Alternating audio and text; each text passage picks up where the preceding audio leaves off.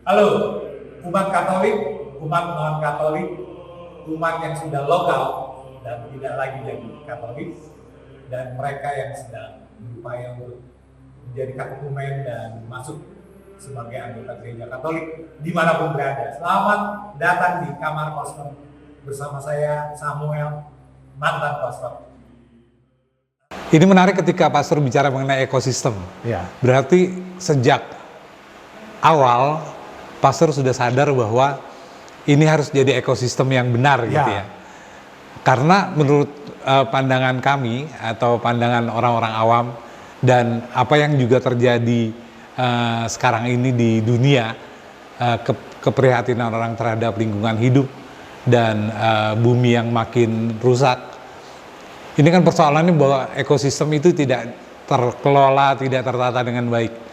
Jadi manusia menjadi pusat dari rantai makanan gitu kan.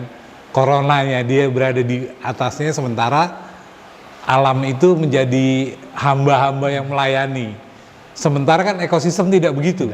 Semua punya peran, semua punya, tanpa ada yang menjadi predator utama gitu, penentu utama.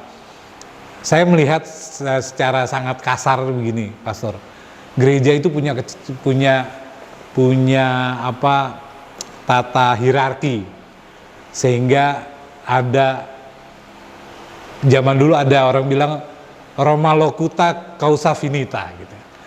Ketika Roma bicara, semua persoalan beres. Kan paradigmanya sekarang sudah tidak begitu lagi, dan apalagi ketika pastor bicara mengenai ekosistem. Nah, apa yang terjadi sebenarnya di Yayasan Asisi? Apakah itu pendidikannya atau apakah itu pelayanan kesehatannya? Apakah sudah ada ekosistem yang betul? Jadi memang ketika saya diminta untuk menjadi ketua yayasan dari 2017, saya belum melihat ekosistem itu. Oke. Ekosistem itu berarti kan tata kelola semua kan harus normal, baik. Ya. Ingat, ekosistem itu tidak menguntungkan satu pihak dan merugikan pihak yang lain. Semua harus boleh makan, tapi makan yang normal kan gitu. Tidak singa dia menjadi raja, bukan dia makan semua kan gitu. Atau ini dia makan seperlunya untuk kehidupan dia.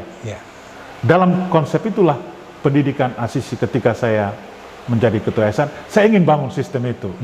Saya tidak mau misalnya unit ini makan unit ini. Unit ini menyerang unit ini, atau unit ini menyerang sekolah, menyerang gereja, atau menyerang klinik, tidak. Ini adalah satu sistem yang luar biasa.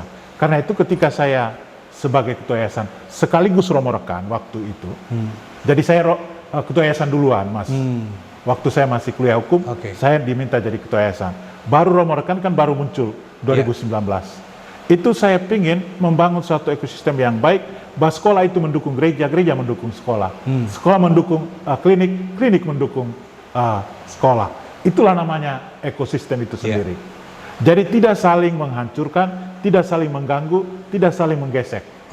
Karena gesekan itu bahaya, kan gitu. Karena gesekan itu akan mempengaruhi ekosistem. Jadi kita perlu satu sistem tertentu yang mendukung semua ini supaya kehidupan itu berjalan dengan baik dan benar. Dan itu yang saya ingin bangun, dan saya sudah belajar ekosistem yang dibangun oleh sekolah lain, kultur yang dibangun oleh sekolah lain. Hanya kan kalau kita mau meniru Canisius juga nggak bisa ya, karena dia punya kultur sendiri. Saya mau meniru Tresia atau apa juga kulturnya sendiri.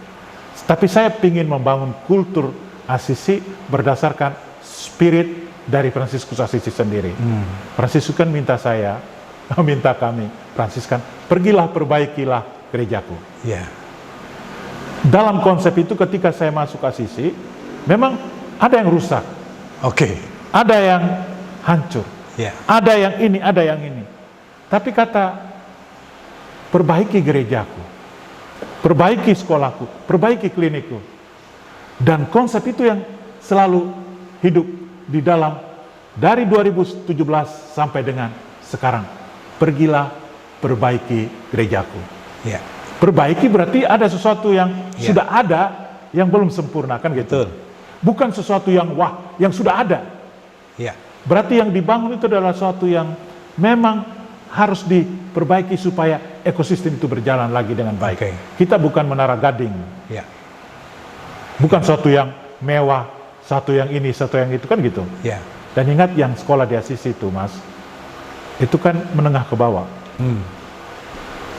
Ya. Menengah ke bawah dengan persoalan-persoalan mereka yang luar biasa. Tapi ini kan semua harus kita kelola Ya. secara bersama-sama. Menarik, Mas, ketika saya masuk itu di gereja Katolik ada namanya ASAK. Ayo kuliah, ayo sekolah, itu ya. Itu kan sangat inklusif ya. Ya. Eksklusif atau Ya. hanya membantu orang Katolik. Ya. Tahu, saya di Assisi saya buat ada gerakan baru namanya Gerakan Orang Samaria. Oh. Dasarnya dari perbuatan baik orang Samaria yang menolong orang Yahudi. Gerakan itu adalah dibantu oleh beberapa donatur kita yang baik, orang-orang yang baik, sumbang duit masuk ke rekening yayasan. Ya. Duit itu diperuntukkan untuk anak-anak sekolah yang non-Katolik.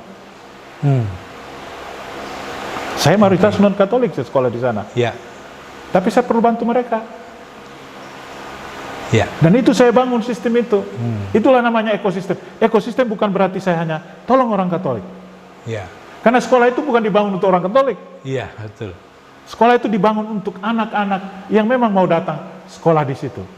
Dan dia harus perlu mengalami kultur ekosistem pendidikan yang baik dan benar. Dan itu yang kita mau bangun di sana.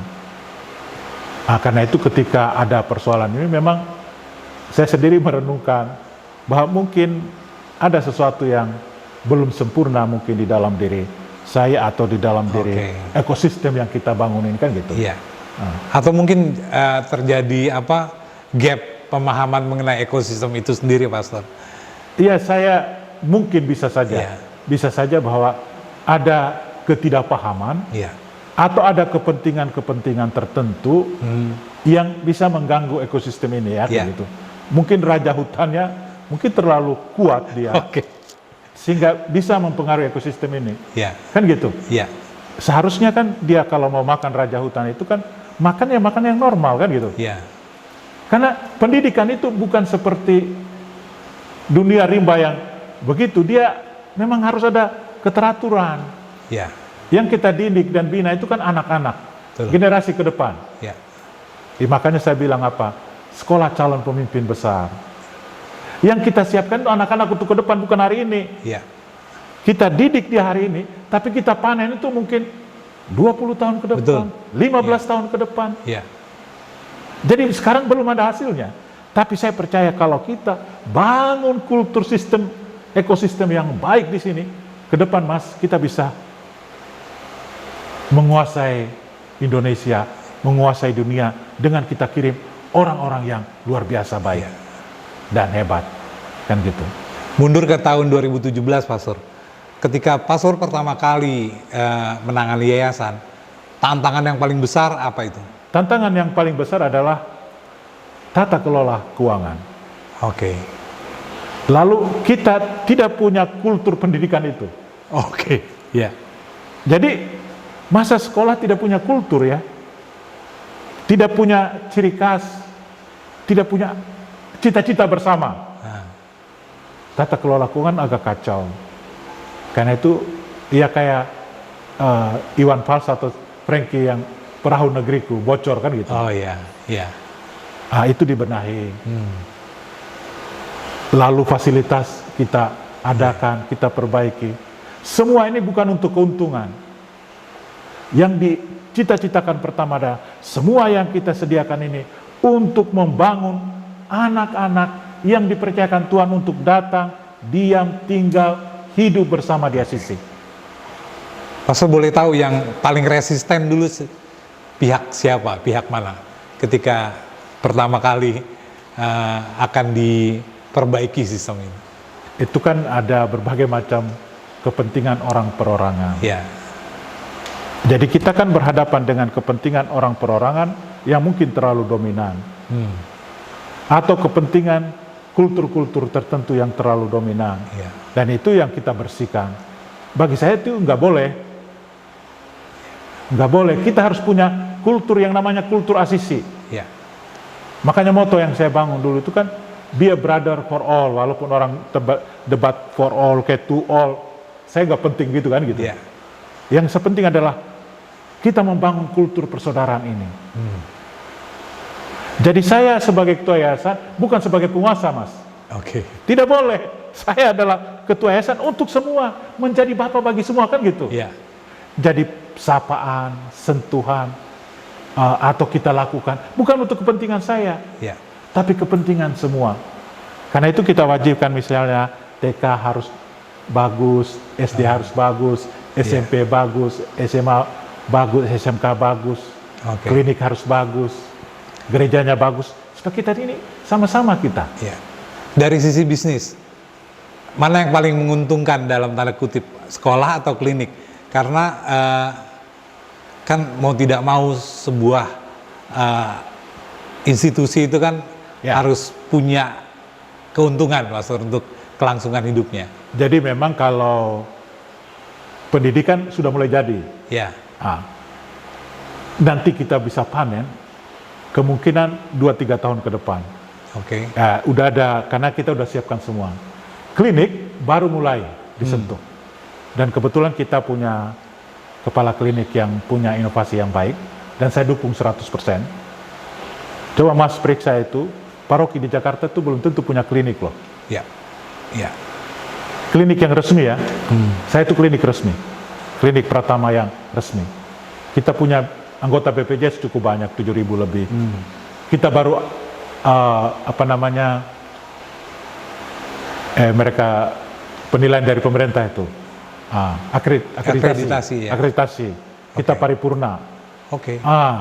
Ya. Tata kelola udah dibangun semua ini. Ya. Jadi saya harap ke depan itu jiwa sosialnya ada, tapi ada juga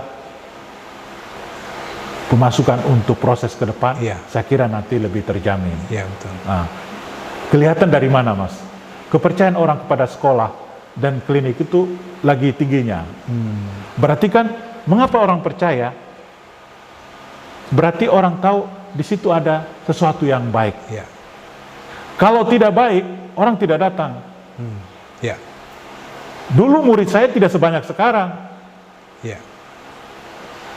Dulu kita yang promosi, kita yang pergi ke mana-mana, paroki pergi misa, ngomong apa-apa orang bilang, ngapain masuk? Apa yang kita dapat dari situ kan gitu. Ya. Tapi sekarang nggak usah kita pergi, orang yang datang dengan kita kan gitu. Kalau orang datang, berarti orang tahu di situ ada kebaikan. Iya. Pastor ngelihat perkembangan dari yayasan ini dari sekolah maupun klinik, itu benchmarknya apa? Apakah semata-mata banyak yang diterima di perguruan tinggi negeri misalnya, atau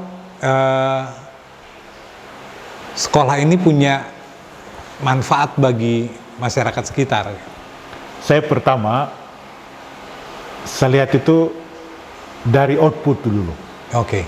Output pertama saya lihat misalnya SD. SD saya ini, kalau dia tamat, dia bisa bersaing di SMP lain enggak? Oke. Rupanya bisa. Cukup banyak yang masuk di SMP 115. SMP cukup terkenal di Indonesia kan gitu. Iya. Bisa masuk dia. Oh, berarti oke kan gitu. SMP, dia bisa masuk SMA yang oke-oke enggak? Nah, Kanisius bisa dia. SMA ini, SMA itu bisa. Oh, berarti oke. Atau ke ini Pangudi ada sekolah lain itu yang agak terkenal. Bisa masuk enggak? Oh, bisa. Lalu mulai tingkat lebih tinggi. SMK saya. SMK untuk kerja ini, Mas. Apakah dia bisa kerja enggak? Oh, bisa. Saya punya 3 jurusan. Bisa kerja semua. Bahkan sebelum tamat pun sudah bisa kerja. Ya. Saya sudah siap itu utus. Bisa digaji langsung kan gitu. Oh, oke, puas saya. Ya. Karena SMK memang saya siapkan tenaga kerja. walaupun nanti ada yang kuliah. Ya. SMK, SMA, kita mulai siap outputnya, target kita kalau boleh masuk di universitas yang bagus-bagus kan gitu. Ya. Yang bagus-bagus Indonesia kan rata-rata negeri nih. Ya udah kita targetkan ke situ. Tiap tahun meningkat. Maaf ya sebelumnya saya tidak mengecilkan yang dulu ya. Dulu kan kita tidak bangun kultur itu. Ya. Jadi untuk tembus ke dunia-dunia yang bagus ini susah. Oke. Di bawah 5 orang. Ya. Sekarang dari 8, 15, 30, sekarang menjadi 46. Berarti range naiknya itu kan kelihatan sekali. Dan itu bagi saya secara pribadi, saya puas. Ya. Oh, apa yang mau kita capai, jalannya udah benar ini. Ya. Jalan ini udah dibangun. Tinggal kita tata lagi, supaya jalan ini makin bagus, makin lebar, orang jalannya lebih bagus. Ya. Nah, dari improvement yang sudah dicapai nih, Pastor, setiap orang kan pasti akan, siapapun lah, lembaga apapun, pasti punya benchmark ya, prestasi ya. Ketika sampai pada pencapaian ini, menurut Pastor, siapa yang punya andil paling besar? Apakah persoalan personalianya yang memang bagus, atau tata kelolanya sudah semakin baik? Di tata kelola. Oke. Di tata kelola didukung oleh SDM yang sudah makin baik. Ya. SDM itu kan tidak satu. SDM kita misalnya di SDM organ yayasan harus bagus. SDM di guru-guru di unit-unit memang harus bagus. Unit-unit pendukung kita kan banyak juga itu. Juga harus bagus. Ya. Supaya semua itu kan kita sama-sama punya cita-cita ini. Ini kita mau bawa sekolah kita ke sini.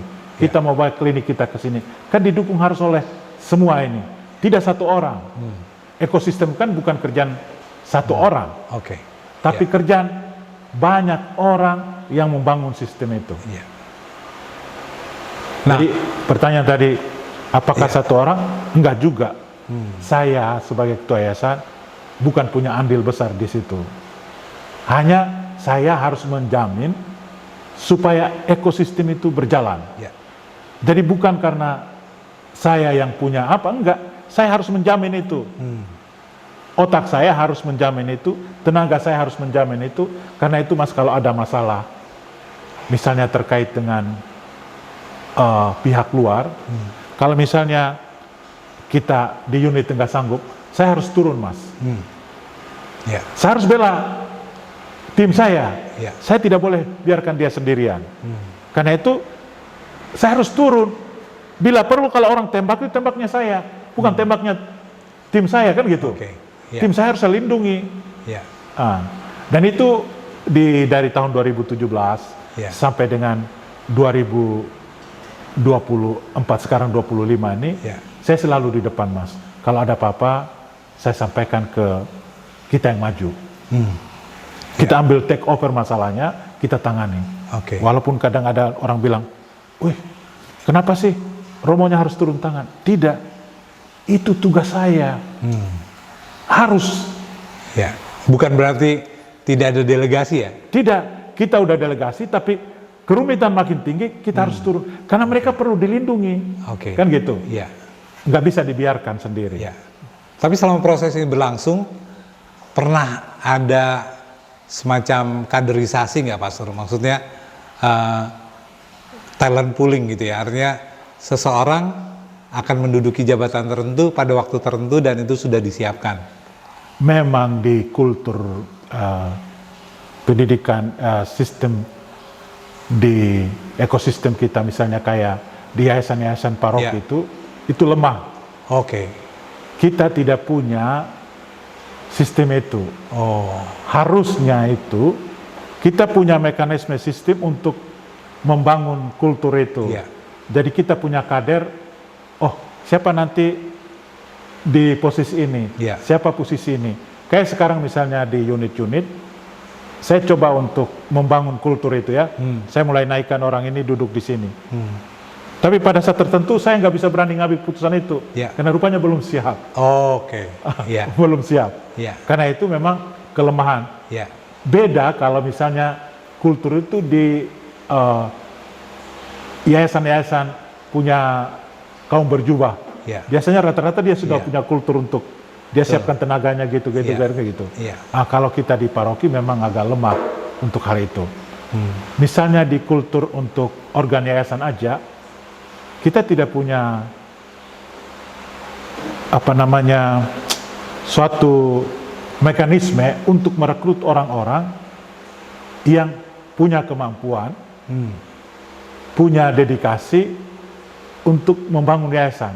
Rata-rata ya orang ya kita pilih yang kita tahu saja, bukan kita pilih orang yang tepat.